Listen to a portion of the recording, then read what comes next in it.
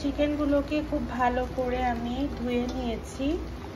এখন আমি এগুলোকে লবণ আর হলুদ দিয়ে মাখাবো আর একটু মরিচের। তো এই যে চিকেনগুলো লবণ হলুদ আর শুকনো মরিচের গুঁড়া দিয়ে আমি ম্যারিনেট করেছি। এখন আমি প্যানে একটু দিয়ে দিয়েছি অর্গ্যানিক কোকোনাট অয়েল।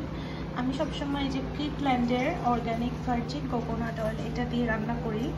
এটা হার্টের জন্য কিন্তু খুবই ভালো। সয়াবিন তেল কিংবা সরিষার তেল, ক্যানোলা অয়েল বা সানফ্লাওয়ার অয়েল এগুলো কিন্তু আমাদের এখানে আমেরিকাতে যে ডক্টর আমরা দেখাই সে নিষেধ করেছে আমাদেরকে খেতে। তো বলেছে সবসময় অর্গ্যানিক ভার্জিন কোকোনাট অয়েল এটা সব থেকে best option for cooking and heart health. Coconut oil আর একটু দিয়ে দিচ্ছি বাটার এখানে।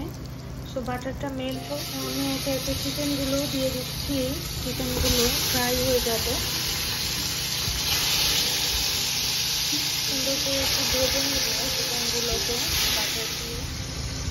চিকেনগুলো ভাজা হচ্ছে।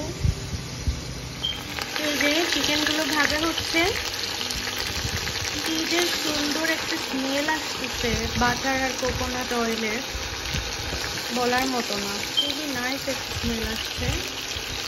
চিকেনগুলো ভাজা হয়ে গেছে। এই তেলের মধ্যেই আমি এখন দিয়ে দিব পেঁয়াজ।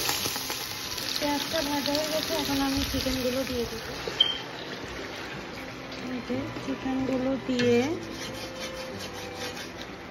এখন ভালো করে কষাবো। আমি এখানে দিয়ে দিব আদা রসুন বাটা। সব মশলাগুলো দিয়ে আমি একসাথে কষাবো। তো আদা বাটা, রসুন বাটা আর পেঁয়াজ বাটা দিলাম। এখন আমি দিব হলুদের গুঁড়ি, কাশ্মীরি মরিচের গুঁড়ি আর দিব জিরে গুঁড়ো আর গরম মশলার গুঁড়ো। জিরে গুঁড়ো আর গরম মশলার গুঁড়া দিয়ে দিলাম। 1 চামচ দিয়েছি টমেটো কেচাপ। এখন আমি সব কিছুকে ভালো করে কষিয়ে নেব।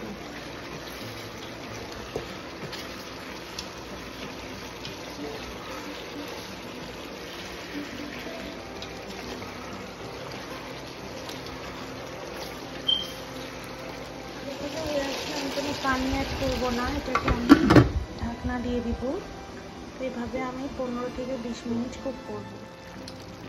চিকেনটা কষে এসছে। এখন আমি এখানে যে লাল লাল কাঁচা মরিচ দিয়ে দিচ্ছি।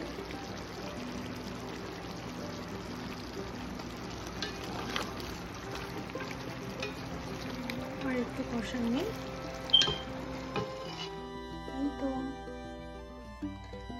দারুণ মজার চিকেনের এই দো পেঁয়াজাটা রেডি। এটা কিন্তু গরম ভাতের সাথে খেতে খুবই মজা লাগবে।